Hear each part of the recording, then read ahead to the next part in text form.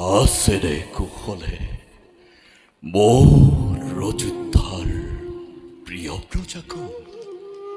অভাৱ অনাটন অথবা বৰ্হি শত্ৰুৰ আক্ৰমণে জৰ্জৰিত কৰে নেকি মোৰ প্ৰজাগণৰ জীৱন? জনক সকলো দিৱক নকৰি পলম। মহারাজ মন্ত্ৰীবৰ সকলোৰে মংগল আজি অযোধ্যা ৰাজ্যত। কিন্তু কিন্তু মহারাজ কিন্তু বলি ৰৈ গ'ল কিয় মন্ত্ৰীবৰ? মহারাজ আজি প্ৰায় বহু দিন ধৰি নিৰীক্ষণ কৰিছোঁ আপোনাৰ মন্ত্ৰীবৰ পূৰ্ণিমাৰ চন্দ্ৰহেন মুখনি আপোনাৰ দেখা পাওঁ বিষাদৰ কলীয়া ধাৱৰে আৱৰা। ৰাজকাৰ্যতো নাই সেই পূৰ্বৰ সজীৱতা। ইয়াৰ কাৰণ কি মহাৰাজ? বুদ্ধিমত্তাৰ সাক্ষাৎ প্ৰতিমূৰ্তি আপুনি। মহারাজ অমান্যে বোধগম্য আমার এই উদাসীনতার কারণ। মহারাজ মন্ত্ৰীবৰ মহান ইক্ষাকুকুলৰ ৰজাবি উচ্চবংগী ইক্ষাকুকুলৰ ৰজা মহাৰজাসকলে অসীম পৰাক্ৰমেৰে শাসন কৰি এই অযোধ্যা ৰাজ্য ৰাখিছিল সুখ্যাতি ধৰাৰ পক্ষত। মহারাজ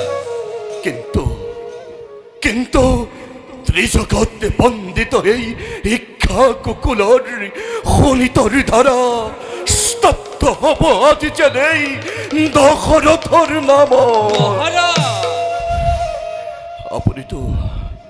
আপুনিতো জানেই মন্ত্ৰীবৰ সদ্য পৰিমিত অপুত্ৰকবৈ লাহে লাহে যৌৱনে মেলানি মাগিছে।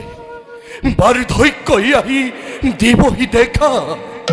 সন্তান নহলে এই মহান বংশৰ ৰক্ষা হ'ব কেনেকৈ? কোনে দিব জনপিণ্ডদান? কোনে কৰিব এই বিশাল অযোধ্যা শাসন? সেই কথা অগোচৰ নহয় মহাৰাজ। মন্ত্ৰীবৰ বিধিৰ লিখনেতো অখণ্ডনীয়।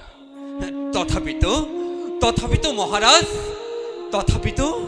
অন্তৰাত্মাই কয় আমাক নিশ্চয় পুত্ৰ মুখ আপুনি দেখিব এদিন। কিন্তু সেই দিনটো কেতিয়া আহিব মন্ত্ৰীবৰ? এইবোৰ ভাবি কেতিয়াবা মই বৰ অস্থিৰ হৈ পৰো মন্ত্ৰীবৰ। কিমান যে নিদ্ৰাবিহীন ৰজনী মই কৰিছো যাপন। আপোনাক কেনেকৈ বুজাম মন্ত্ৰীবৰ? মন্ত্ৰীবৰ বুজিব পাৰিছো আপোনাৰ অন্তৰৰ মৰ্ম ব্যথা, বুজি পাওঁ উদ্বেগৰ কাৰণ। কিন্তু মহাৰাজ সদ্যহতে সন্তানৰ চিন্তা পৰিহাৰ কৰি নিজ পুত্ৰ সদৃশ অযোধ্যাৰ শত প্ৰজাৰ কথা কৰক চিন্তা। মন্ত্ৰীবৰ কি হ'ল মোৰ অযোধ্যাৰ প্ৰজাগণৰ? কিবা সংকটে তেওঁলোকক কৰিছে জুৰুলা? হয় মহাৰাজ। মন্ত্ৰীবৰ সুজলা সুফলা শস্য শ্যামলা অযোধ্যা আজি মৰুভূমিলৈ পৰিণত হ'বলৈ আৰু বেছি পৰ নাই মহাৰাজ। মন্ত্ৰীবৰ পঞ্চবৰ্ষে অনাবৃষ্টিৰ ফলত অযোধ্যাৰ অযোধ্যার বিশেষকৈ দক্ষিণ প্ৰান্তৰ প্ৰজাগণে অন্নৰ অভাৱত এই ৰাজ্য ত্যাগ কৰিবলৈ কৰিছে আৰম্ভ। ইয়াৰ কিবা এটা ব্যৱস্থা কৰক মহাৰাজ। কি করে মন্ত্রীবর দক্ষিণ অযোধ্যারাতি এনুয়া অবস্থা? নারায়ণ নারায়ণ, মহামন্ত্রী হুমন্তর কথা একেবারে খোসা মহারাজ দশরথ। দেবর্ষি প্রজাগণর কথা তো দূরের কথা, অযোধ্যার দক্ষিণ প্রান্তত শুনিবলৈ নোপোৱা তুমি পশু পক্ষীৰ মাত। দেবর্ষি সকলোৱে তোমাক ধিক্কাৰ দি অযোধ্যা ত্যাগ কৰিছে চিৰদিনলৈ। ইয়াৰ কিবা এটা ব্যৱস্থা কৰা সূৰ্যবংশী ৰাজা দশৰথ, অন্যথা অযোধ্যা নামৰ শ্মশানৰ ৰক্ষা হ'ব লাগিব তুমি। কি কলে দেবর্ষি?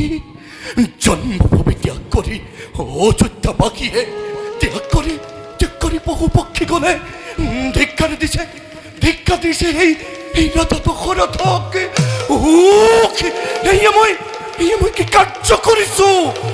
মজ্জ হই বিষয়ৰ ভোগ বাকদাত উদ্বিগ্ন হই মই সন্তানৰ চিন্তাত নিজ সন্তান সদৃশ প্ৰিয় প্ৰজাগণক মই কৰিছো অৱহেলা।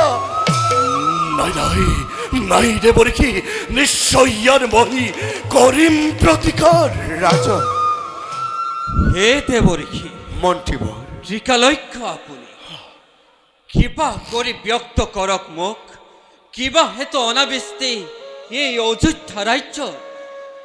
মন্ত্ৰীবৰ, দেৱৰ্ষি, ইন্দ্ৰৰ অধীন মেঘকণে কিবা হেতু বৃষ্টিপাত কৰা নাই, তাহাকে নুবুজিলো আমি। দেৱৰ্ষি, শুনা ৰাজা দশৰথ, দেবর্ষি তেওঁ তোমাক মই হিত উপদেশ, প্ৰথমে পৰিভ্ৰমণ কৰি তুমি তোমাৰ ৰাজ্যৰ দক্ষিণ প্ৰান্তত ৰাজ সাহায্য প্ৰদান কৰা তুমি ভোকাতুৰ প্ৰজাগণৰ মাজত, আৰু তাৰ পাছত গমন কৰি অমৰাৱতীপুৰে সোধাগৈ দেৱেন্দ্ৰক ইয়াৰ কাৰণ দুবাহুত আছে তোমাৰ অসীম শক্তি। পৰাজিত কৰি দেৱেন্দ্ৰক সন্মুখ সমৰত